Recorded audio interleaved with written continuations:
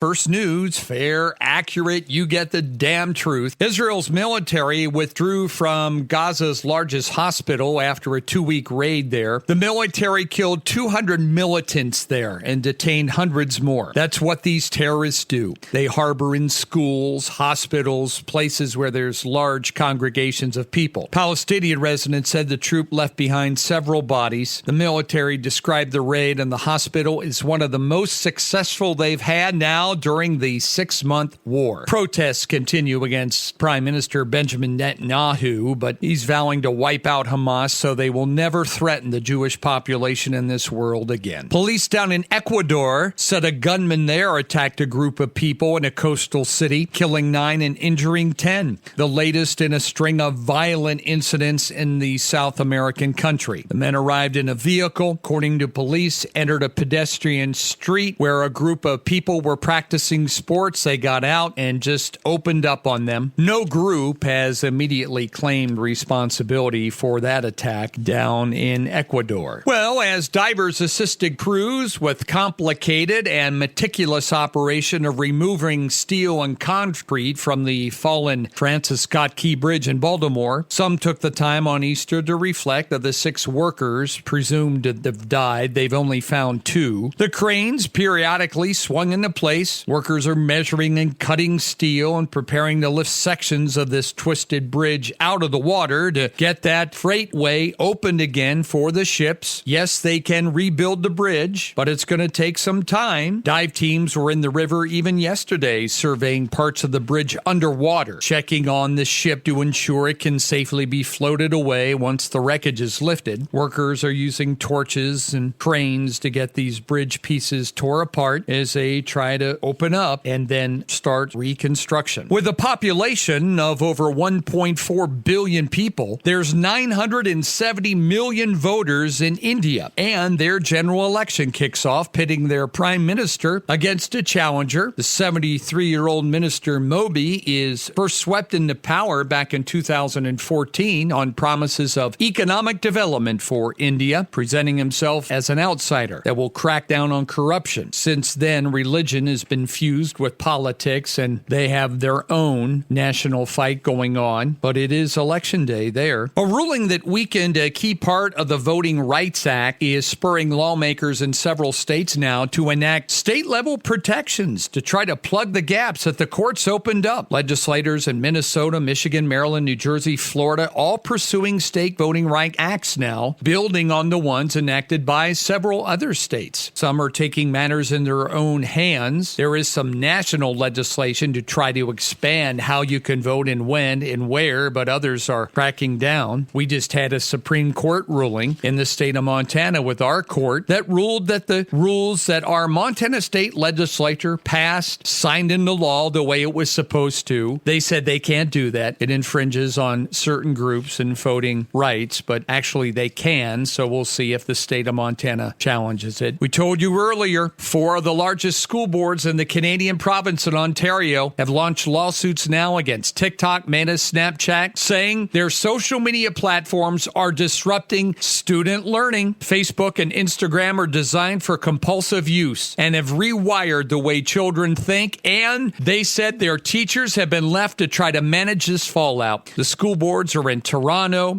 Catholic District School Board, Ottawa, seeking damages of $4 billion because of the disruption to student learning in their educational system. Folks, it's the cell phones. They're going to get them out of there. Germany's in the news today. Big day in Germany. They legalized small possessions of marijuana. The new law took effect today. Campaigners celebrated by lighting up the weed at the Berlin Gate. Germany's conservative opposition is vowing to try to reserve that law if they win the next election. But now, today, smoke them if you got them. In Germany, 40,000 people expected to participate today at the White House Easter egg hunt. Joe Biden, who was a teacher, is transforming the annual tradition that was first held in 1878 into an educational experience. Various states on the South Lawn will help children learn about farming, healthier eating, and exercise. There's a large schoolhouse set up on the South Lawn. Will offer kids activities in engineering, mathematics, science, those kind of things. That's not why the kids are going. You want to hunt for eggs, or you want to go go to a tent where you can learn about mathematics.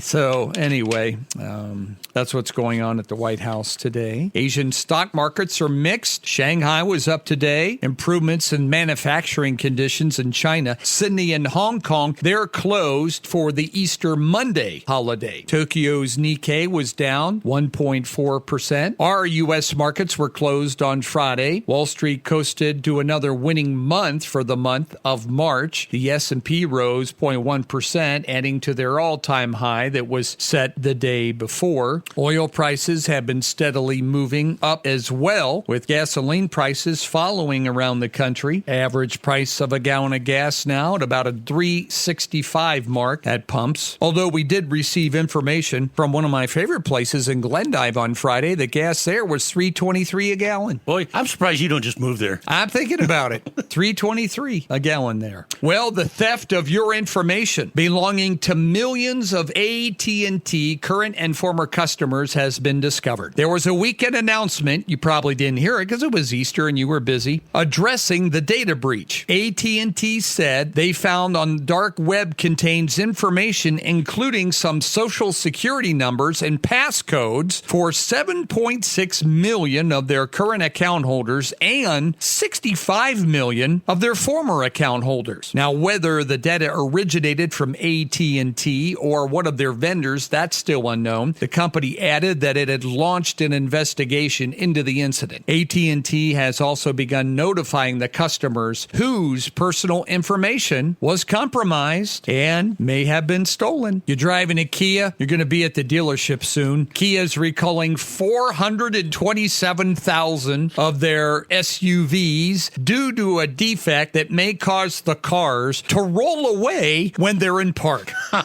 According to documents published by the National Highway Traffic Safety, the shaft and the right front drive shaft of certain 2020 to 24 Tellurides may not fully engage, and over time it could lead to an unintended vehicle movement while cars are in park. To remedy the issue, dealers will update the affected car's electronic parking brake software. See, because now we have electronic parking brakes. They're so much better than the old ones where you had to push it with your foot and release it with your hand. You know how many recalls we had for cars like that, Mark? Is that zero? Zero. But now, with electronic parking brakes, there's an issue. Owners who already incurred repair expenses, you'll be reimbursed in the meantime. Telluride's owners now are being instructed to manually engage the brake before exiting the vehicle. All right, so there you go. What percentage, Mr. Wilson, of people in the United States you think, when they pull into a Walmart parking lot or up to a restaurant and they put their car in park, engage the emergency parking brake? Almost zero. Almost zero. Yeah. Nobody does it anymore. You put it in park and you leave it.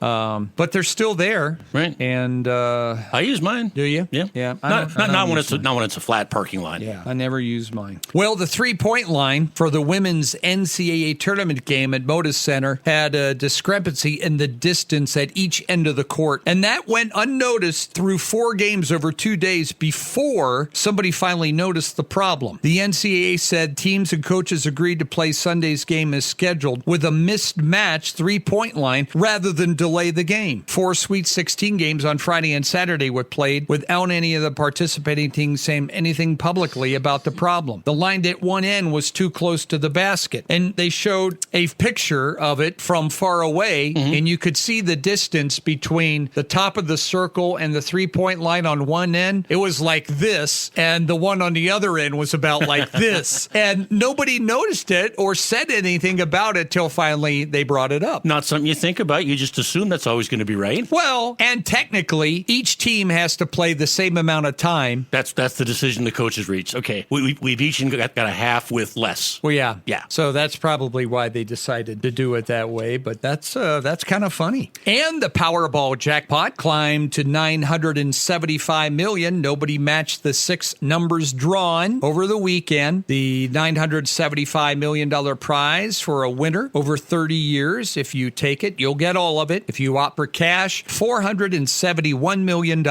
and then you pay taxes on that. So you get less than half of the total prize if you take the cash, and then you pay taxes on it. Saturday's drawing, $292.2 million to 1 if you're playing, but it's getting up there. Powerball, 45 states, D.C., Puerto Rico, and the Virgin Islands. Folks, in sports anymore, it has to be something pretty major for you to hear about an NFL player getting in trouble for something. Unless it's something like, didn't pass a drug screening. Police are searching for Kansas City Chiefs wide receiver Rashee Rice. He and another gentleman were having a contest of speed, apparently, and one or both of them lost control of the Corvette, which careened into a Lamborghini, which hit 4 other people, and then he took off. So they'd like to know his side of the story. Well, that happens. 55 degrees today. It's going to be nice, partly sunny when this fog breaks later on in the morning. 67 then tomorrow, 72 on Wednesday. So maybe cooler and more showers over the weekend, but that's just the spring pattern. Downtown, it's 31 out there. Heavy fog now, 6:39, and that's what's happening.